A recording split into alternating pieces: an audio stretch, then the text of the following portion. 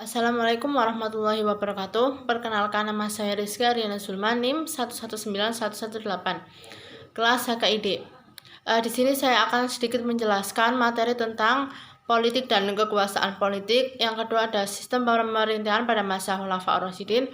Yang ketiga adalah pemikiran politik aliran Khawarij, Syiah, dan Mu'tazilah. Langsung saja untuk materi yang pertama, yaitu politik dan pemikiran politik. Pengertian fikih siasah. Islam menyebutkan politik bisa disebut dengan siasah. Dalam Islam, satu ilmu yang mempelajari tentang politik dan ilmu pemerintahan bisa disebut dengan fikih siasah. Pengertian fikih siasah itu adalah siasah harus mengatur segenap urusan umat. Maka Islam harus menekankan pentingnya siasah. Tetapi siasah diartikan sebagai orientasi kekuasaan. Maka sesungguhnya Islam memandang kekuasaan hanya sebagai sarana menyempurnakan pengabdian kepada Allah. Islam memang memiliki konsep yang khas bagi politik.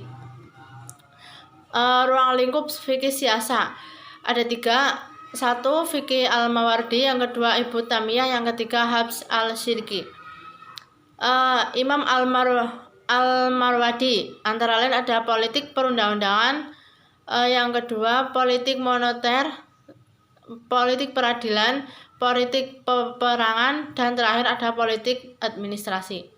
Kemudian yang kedua ada Ibnu Taimiyah, ada politik administrasi, yang kedua moneter, yang ketiga politik luar negeri. Yang terakhir ada Habs al-Syirki, antara lain ada perundang-undangan, penetapan syariah, peradilan, moneter, administrasi, luar negeri, undang-undangan, dan peperangan. Selanjutnya ada fungsi fikih siasah. Yang pertama adalah untuk mengusahakan atas segala kebutuhan masyarakat sesuai dengan waktu dan tempat, dan mengarahkan kehidupan bermasyarakat sesuai dengan prinsip-prinsip Syiah yang umum atau dalil-dalil yang huli. Yang kedua, faqih yang menguasai fikih siasah khususnya dan fikih pada umumnya.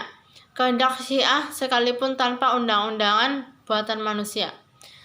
Yang ketiga ada sesuai dengan perspektif fikih siasah. Seorang faqih, ahli hukum Islam, diharapkan mampu memberikan respon dan menunjukkan jalan keluar dari setiap perubahan yang terjadi dalam masyarakat sebagai akibat kemajuan dan teknologi tanpa harus kehilangan identitasnya. Yang keempat adalah seorang faqih yang mendalami fikih Syiah tidak akan bingung ketika menghadapi perbedaan pendapat para ulama.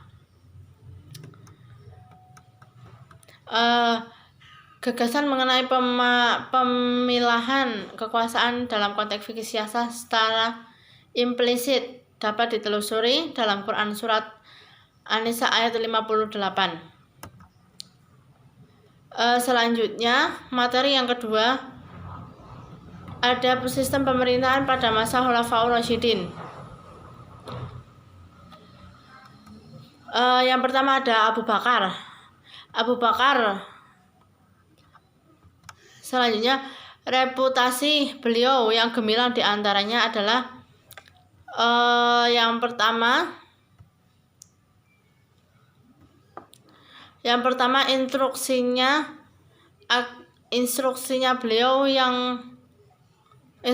agar jenazah Rasulullah SAW diurus hingga dikebumikan. Yang kedua ada melanjutkan misi pasukan yang dipimpin Usamah yang sebelumnya telah dipersiapkan Rasulullah. Yang ketiga, kebijakannya menyatukan persepsi seluruh sahabat untuk memerangi kaum murtad. Yang terakhir ada pengiriman pasukan untuk menyebarkan agama Allah kepada bangsa-bangsa penduduk Syam dalam rangka menyelesaikan firman Allah. Kebijakan di masa Khalifah Abu Bakar. Kebijakan yang pertama yaitu analisa mengenai kebijakan di masa Abu Bakar dapat dicermati melalui pidato perdana beliau yang syarat dan pilar-pilarnya kebijakan publik. Sumber penerimaan negara dapat dibagi menjadi 3 klasifikasi besar, yaitu pendapatan yang diterima dari kaum muslimin dan pendapatan dari non-muslim yang beriman dari sumber-sumber lain. Yang kedua ada Umar bin Khattab. Karakteristik kepribadian dan kepemimpinan Umar bin Khattab antara lain ada 1. Musyawarah mengikuti jejak Rasulullah. Umar disebut juga mengutamakan musyawarah dalam pengambilan keputusan. Yang kedua, kekayaan negara untuk melayari rakyat saat itu. Yang ketiga ada menjunjung tinggi kebebasan menurut Umar. Khalifah yang ketiga ada Utsman bin Affan. Utsman bin Affan memiliki nama lengkap Utsman bin Affan bin Abi al-As bin Umayyah bin al-Manaf. Bapaknya bernama Affan dan ibunya bernama Arwa binti Affan, memiliki nama lengkap Utsman al-Manaf. Sistem pemerintahan Utsman bin Affan antara lain ada bidang politik, diantaranya ada politik dalam negeri dan politik luar negeri. Yang kedua ada bidang ekonomi, pemasukan keuangan dan pengeluaran keuangan. Yang ketiga ada bidang sosial, selanjutnya bidang agama, dan setelah itu ada kebijakan pemerintahan Utsman bin Affan. Mushaf Utsmani. Yang kedua ada perluasan wilayah, yang ketiga ada distribusi jabatan gubernur, yang keempat menghadapi pemberontakan. Yang terakhir ada Ali bin Abi Thalib. Sistem pemerintahan Islam pada masa ini adalah kepemerintahan Ali melakukan gebrakan dan kebijakan politik seperti 1. Menegakkan hukum finansial yang dinilai nepotisme yang hampir menguasai seluruh sektor bisnis. Yang kedua, memecat gubernur yang diangkat Utsman bin Affan. Yang ketiga ada mengambil kembali tanah-tanah negara yang dibagi oleh Utsman bin Affan kepada keluarganya. Kebijakan Ali bin Abi Thalib antara lain ada memindahkan ibu kota, yang kedua perang Jamal, yang ketiga perang Siffin. Materi selanjutnya, materi yang ketiga yaitu pemikiran politik aliran Khawarij dan Syiah dan Mu'tazilah.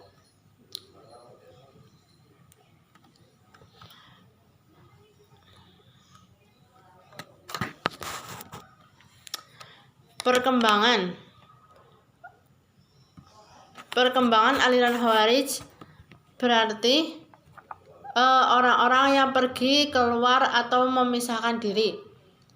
Istilah itu kemudian mempunyai makna khusus, yaitu digunakan untuk menyebut mereka yang memisahkan diri dari kelompok Ali. Kalau aliran Syiah muncul didorong oleh hasrat politik kelompok Al-Bait dan sudah mulai terbentuk semenjak meninggalnya Rasulullah. Kelompok Khawarij muncul lebih belakangan, tepatnya ketika Ali telah menjadi khalifah menggantikan sahabat Utsman. Secara internal, pandangan Khawarij justru menimbulkan dampak kurang positif karena tidak ada pemimpin mereka yang memiliki pengaruh pada seluruh anggota kelompok Khawarij.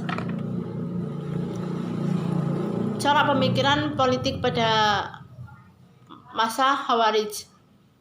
Setelah Utsman bin Affan, khalifah ketiga wafat. Sebagai calon terkuat adalah Ali bin Abi Thalib.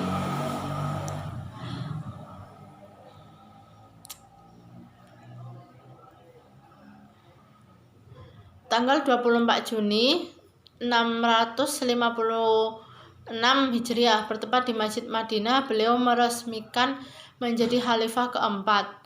Akan tetapi Thalhah bin Zubair yang mewakili Mekah menolak mengakui Ali. Bahkan istri Nabi sendiri, Siti Aisyah, termasuk yang tidak mengakui Ali. Selain dari itu, sering juga mereka menamakan halnya istilah dari Haura, yaitu nama tempat dekat Kufah. Perkembangan aliran Syiah. Menurut bahasa, kata Syiah berarti sahabat atau pengikut. Dalam perkembangannya, makna itu mengandung kekhusyuan, yaitu istilah yang digunakan untuk menyebut para pengikut sahabat Ali bin Abi Thalib dan Ahl al-Bait.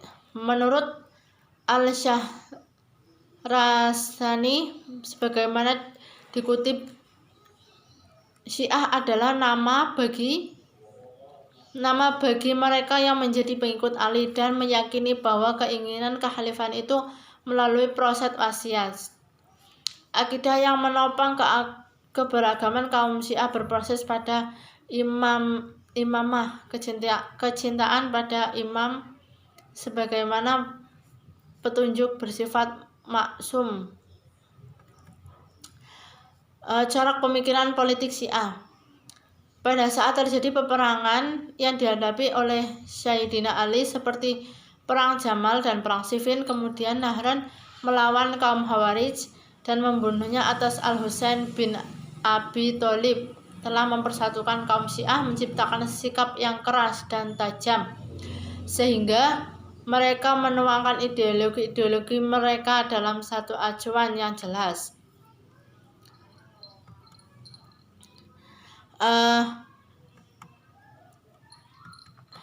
Corak politik aliran Mu'tazilah.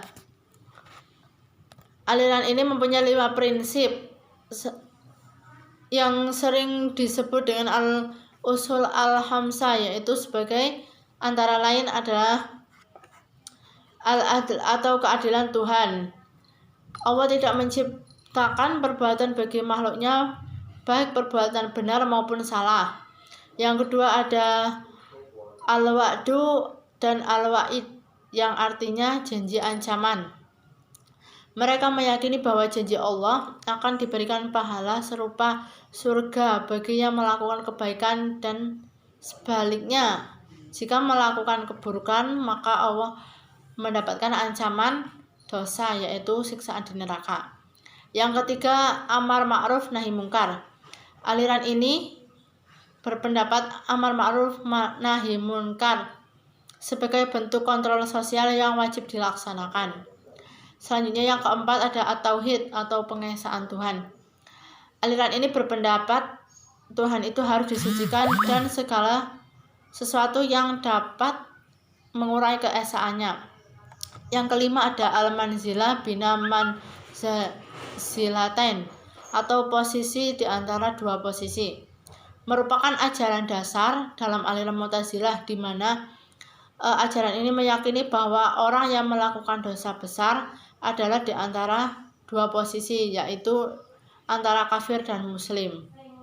Sekian penjelasan dari saya, kurang dan lebihnya mohon dimaafkan. Wassalamualaikum warahmatullahi wabarakatuh.